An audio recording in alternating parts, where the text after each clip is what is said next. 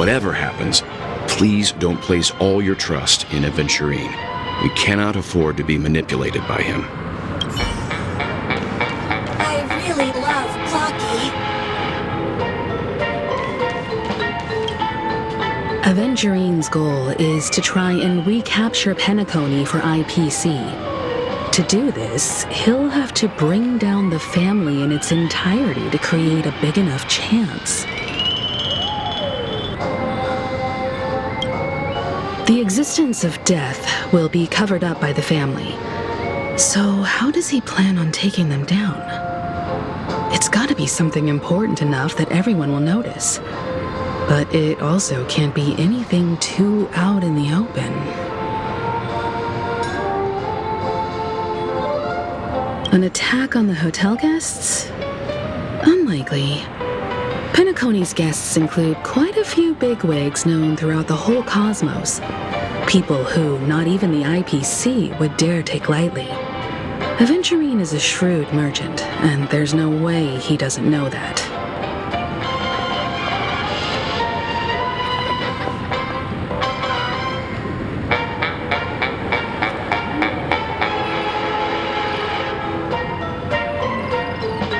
He's definitely going for the family, and it's just a matter of how. The harmony is strong in Penacony, and almost impossible to take on head-to-head. The fact that the IPC dispatched Aventurine shows that they do not intend to simply play by the book here. Aventurine has devoted considerable attention to her, but this Galaxy Ranger...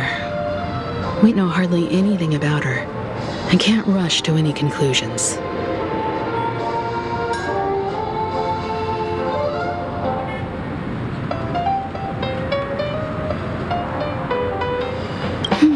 I was also considering this possibility, especially because he respects you so much, and has sought you out before a few times.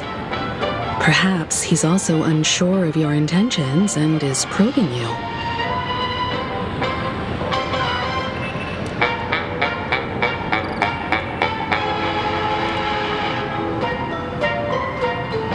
I'm just speculating. In any case, we have to be careful when handling Aventurine. He's skilled at reading people and discerning the right moment to strike. Also, he's clearly a born gambler if he's willing to go all in to win.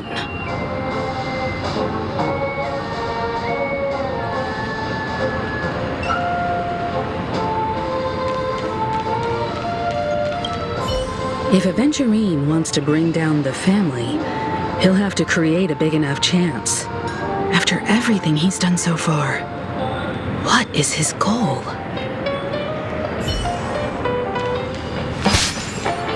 Checked off the list. I really love Clocky. I hope it's not too soon to bring it up, but I feel like Miss Robin isn't actually dead, but that she's still alive and well. Somewhere. That everything's just some horrible prank. Because aren't we supposed to be inside a dream? How could someone die in a beautiful dreamscape like this? Shouldn't only good things happen here? Whenever I see the Grand Theater, I just can't stop all these thoughts from flooding my head.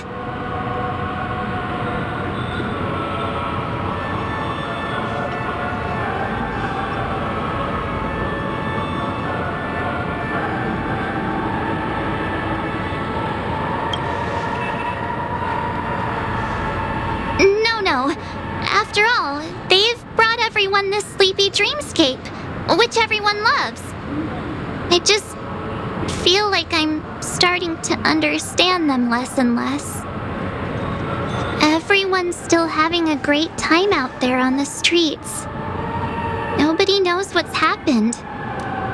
It's all so unreal. As if Firefly, Miss Robin, and us. We're all outsiders from another world. Aw, what a mess. I really want a nice cool drink of soda to help me calm down. But then I'd be just like everyone else out on the streets.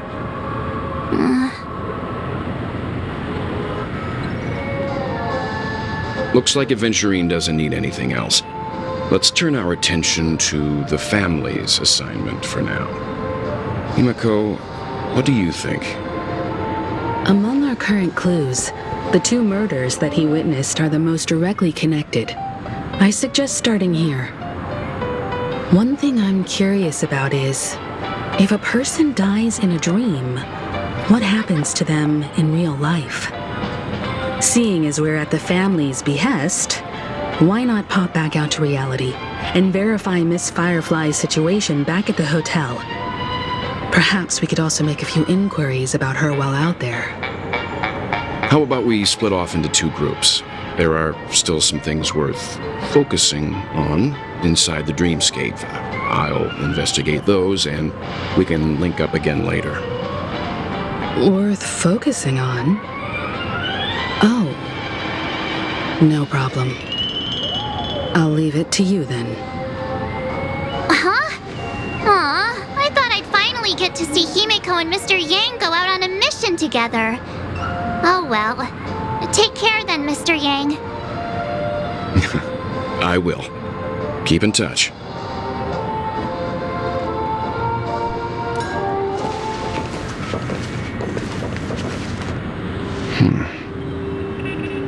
Honored guest, could you come out for a second?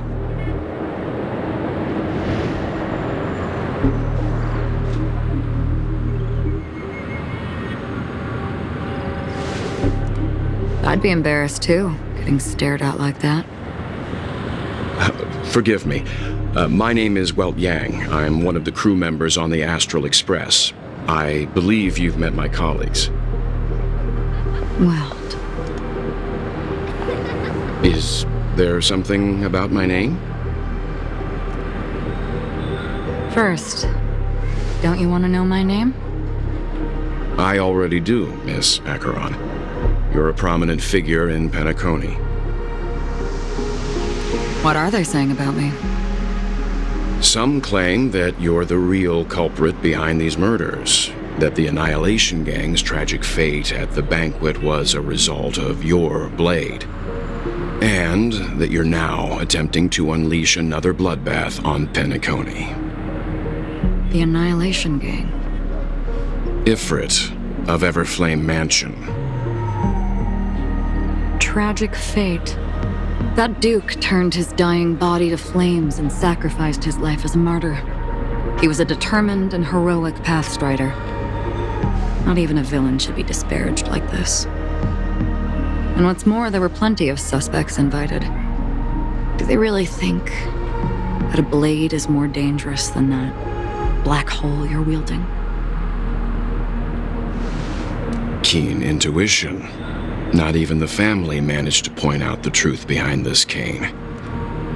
So you must surely know, Miss Archeron, that peering into a black hole is not a wise move. As a potential threat, your knowledge of us has reached uncomfortable depths. Reveal your true identity and intentions. Otherwise, brace yourself for gravitational disintegration. That shouldn't be necessary. But if it makes the Nameless feel less defensive, I'll be happy to abide. Believe it or not, Galaxy Ranger, Archeron, those are the names I go by to this very day. My trip to Penacony is solely to fulfill an old, final request. I'm here for the Watchmaker's legacy. And that's it. I think I've been honest enough. Still unwilling to reveal your true identity? It's not that I don't want to. It's just that I can't. I've come so far, and I can't sum up all of that in just a few words. Everyone has their own unspeakable past. Secrets that they don't want to be revealed. And I won't be asking any more questions. such as why the Astral Express is roaming around the cosmos with a Stellaron on board. Is he okay? That memo keeper didn't do anything, right? He's fine. Let's stick with the topic. Gaining my trust all depends on how much you're willing to reveal. I've run around many different Penacony dreamscapes just to try and find that legacy. And during this period, I came into contact with quite a few guests. In the process, I gradually came to realize the secret of Penacony may be closely related to the Trailblaze. That's why I've come to ask for your help. I don't have enough proof yet, but I'd like to speculate something. The source of all tragedy lies within the family. If you could trust me, we could find the proof to support this claim together. Mr. Yang, I think you've come to the same conclusion, haven't you? Let's leave it at that. For now, I'll choose to believe that you bear no hostility. Share your findings with me and me alone. I don't want vague conjecture to interfere with other people's judgments before we find solid proof. By the way, would you like something to drink? Before we go, how about 2 cups of Wake the Heck Up? No, 4 cups. Because the conversation coming up will last forever.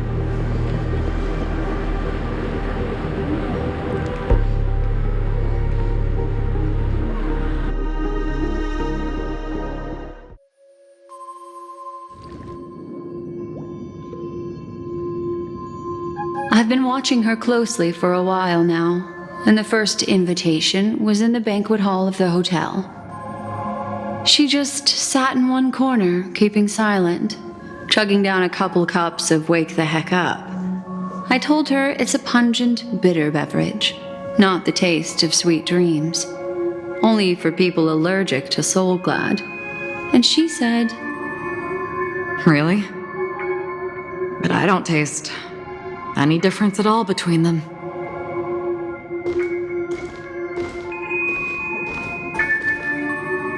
the guest rooms are charmingly minimalist. An aesthetic you share, Miss Archeron. It's a cinch, this music box. The invitation received by the Annihilation Gang. There are latent memories that linger on it yet. You see, memories of you are not yours alone. They travel in other people, other things. I know much, and I can predict even more. With some help, the dead can be made to speak. The Annihilation Gang, that band of desperados who all disappeared after meeting you. What exactly happened to them? Well, let me reveal all.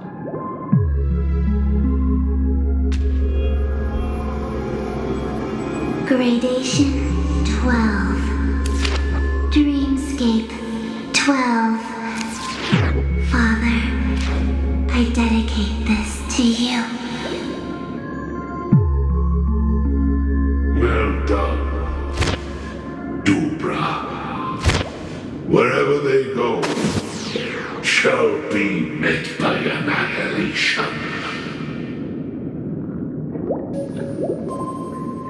There it is. It's hazy, but it's Ifrit's voice. The other one is probably his progeny. This is the residual memory from when the invitation was first delivered. They were abruptly interrupted. Then, what happened next is... They sought refuge in a land of sleep, merely wishing for undisturbed rest, away from the storms.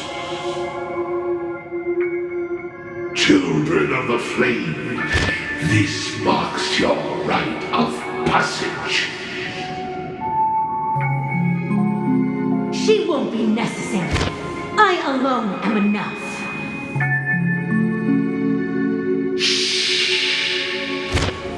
When have thou, on the path of destruction, feared death?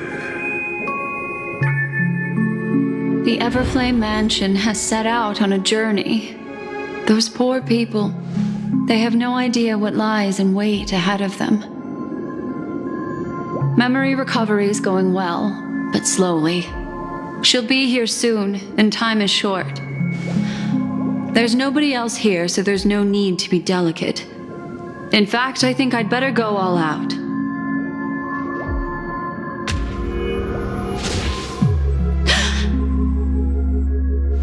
What happened?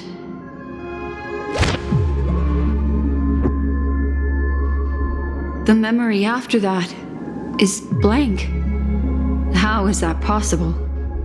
This music box fell into Archeron's hands, and she brought it to Penacony. That's a fact, and that's how it should have gone. But along the way,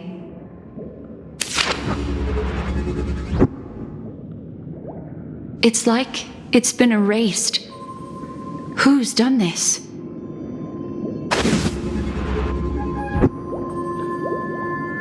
Who are you?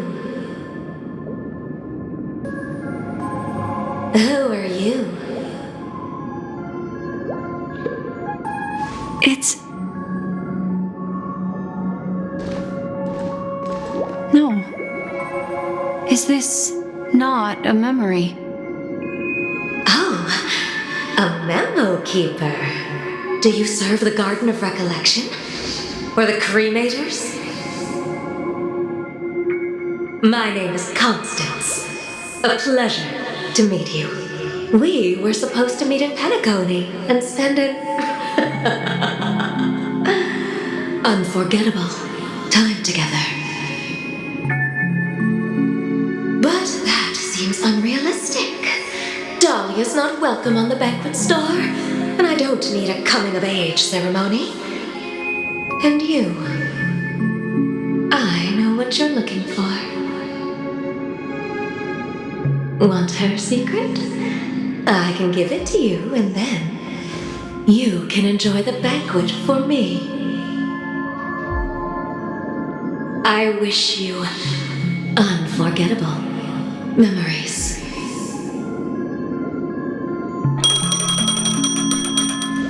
Oh. A phone. Wanna listen in?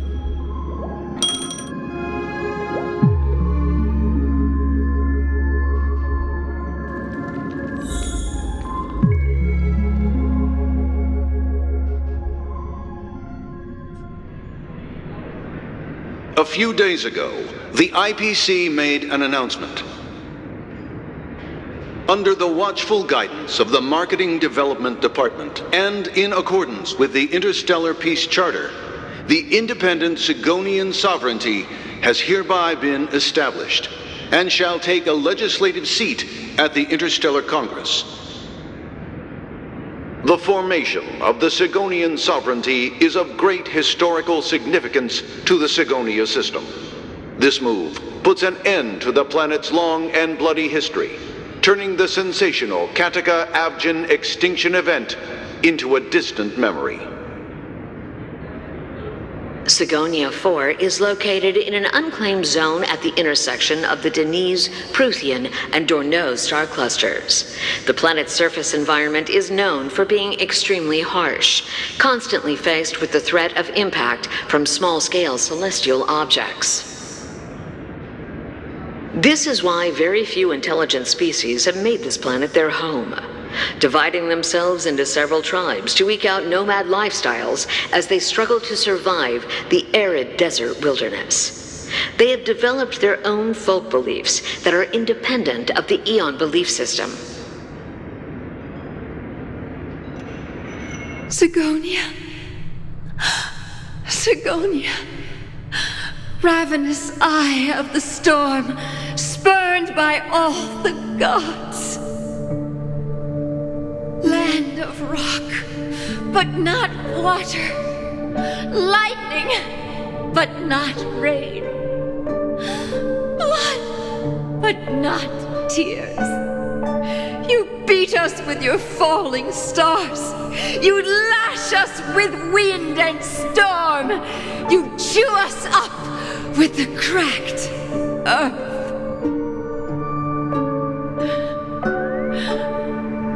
You promised us a land of honey, yet yoked us beneath a sword of bitterness. Oh, Gaiathra Triclops, if thou can hear me, please open up thy 3 eyes and gaze upon this child. When you took his father, my child was still sleeping in my belly. And where my husband went, I too soon must go. I don't ask for a peaceful death, just for you to tell me, does the baby swaddled sweetly asleep? Does he dream of his mother's heartbeat and the sound of falling rain? Please tell me whether this life is all just a fleeting dream. Otherwise, why would this child be born to face impending death? Mommy! Mommy! Mommy, the rain. It's raining. Raining?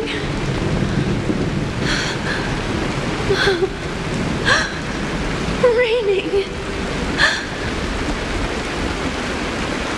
It is raining. It's true.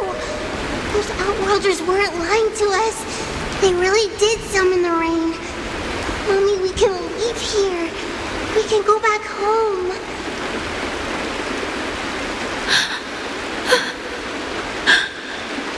Back home. Gaiathra Triclops. You came. Do you hear that? Thank you. Thank you.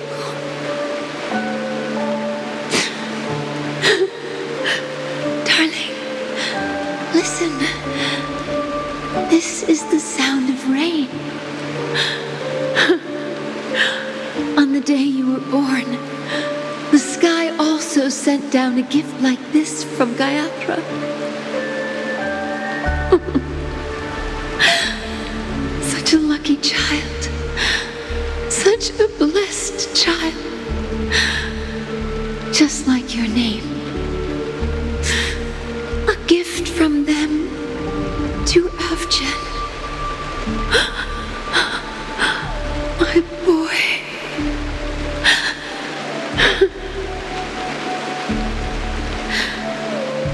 May the goddess Gaiathra close her eyes 3 times. Keep your blood eternally pulsing. Let your journey be forever peaceful. And your schemes forever concealed.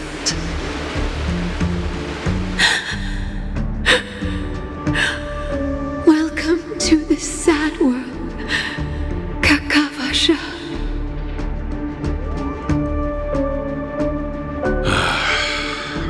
Time to wake up, gambler.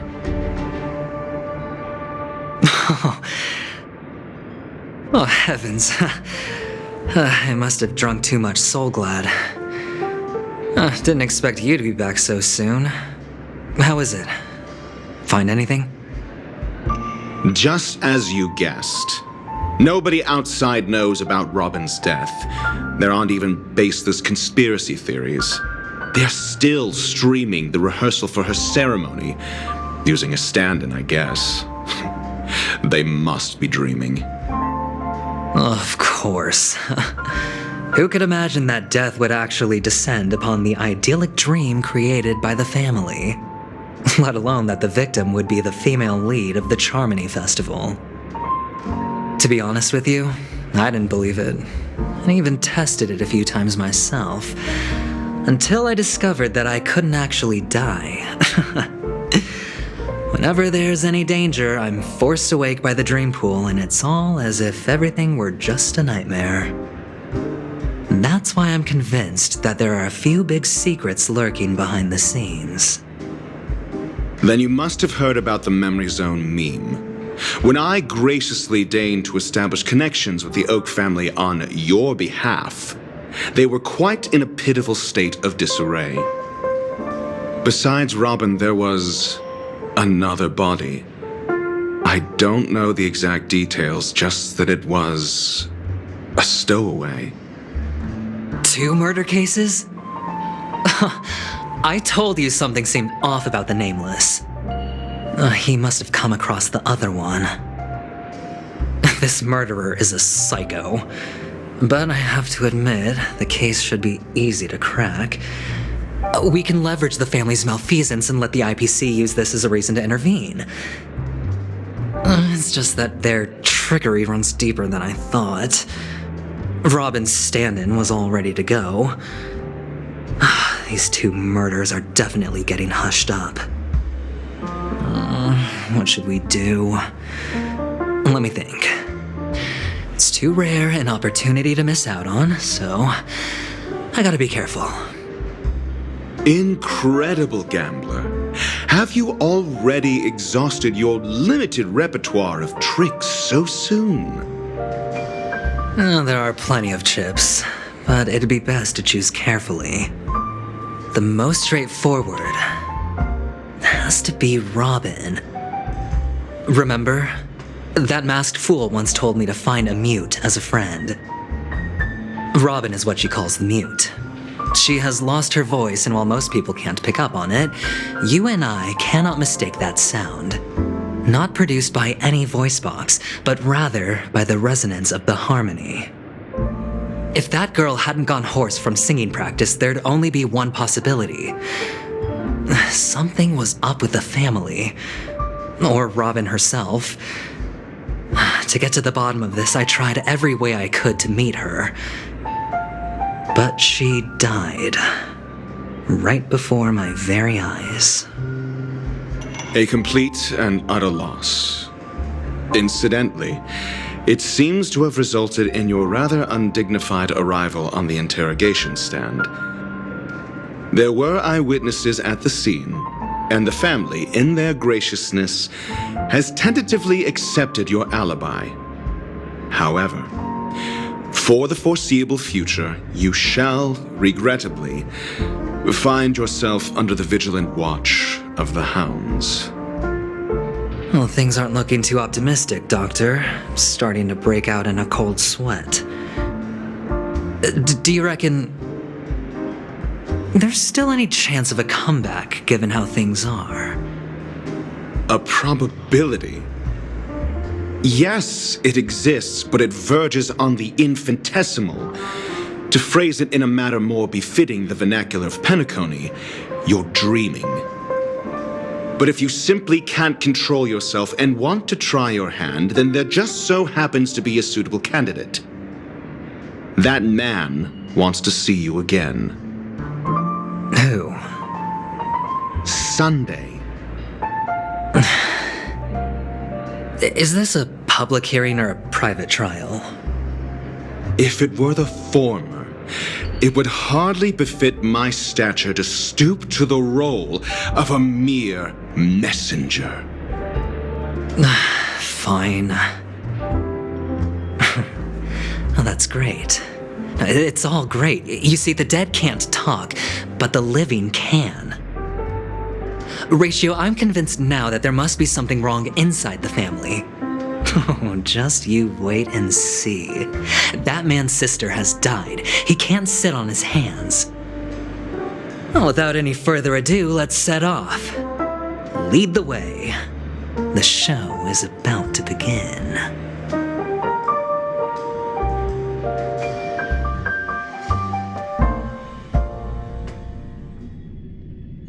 we're here. The Dewlight Pavilion is the Oak family's fortress and a place where heads of the families meet to discuss great plans for Penacony. A fortress? Well, I like this metaphor. I dealt with the warlords of the Amanicus star system not long ago, and their synchronized orbital manor wasn't this heavily guarded. This mansion nominally belongs to Sunday, and is very befitting of its owner.